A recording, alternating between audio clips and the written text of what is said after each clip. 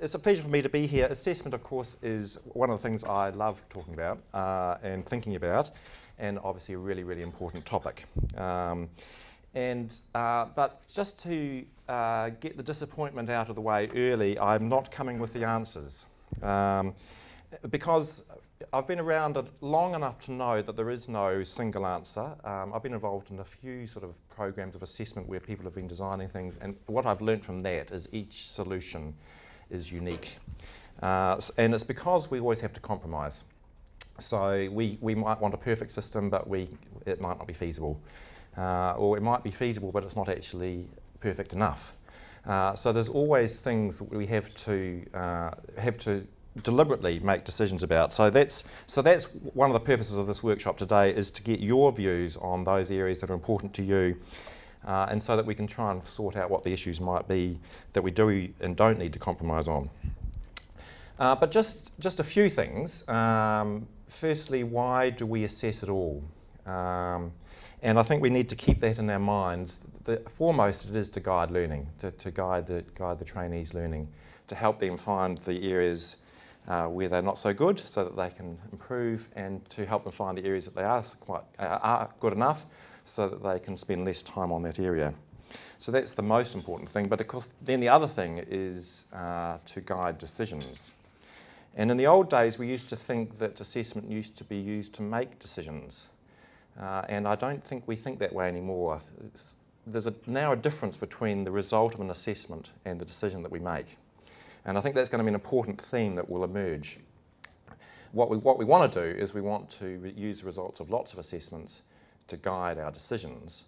And we need people who can make good decisions around that. So I think that'll be a theme that comes out during the day, is that we shouldn't regard all of our assessments as decision points. And Lambert's video, I'm hoping, will cover some of that, and we'll come back to that anyway.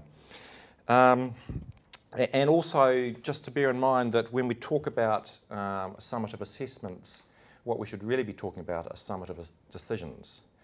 And rather than talking about what's our assessment going to be, we should be thinking about what's our process by which our decisions get made. So I think that, once again, it's a theme we need to keep in mind.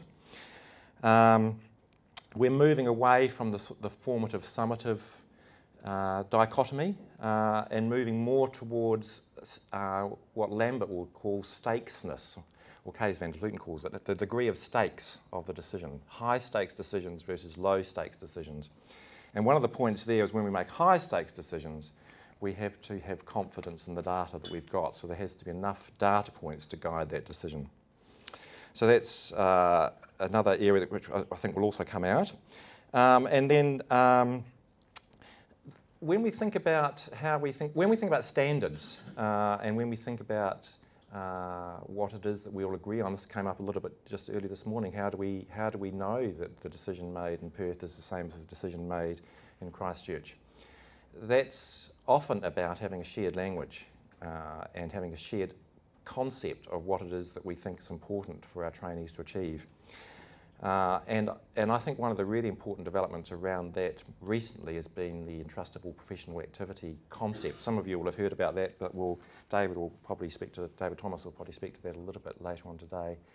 But that's becoming quite a useful concept because it gives us a shared language. Anyway, more on that later.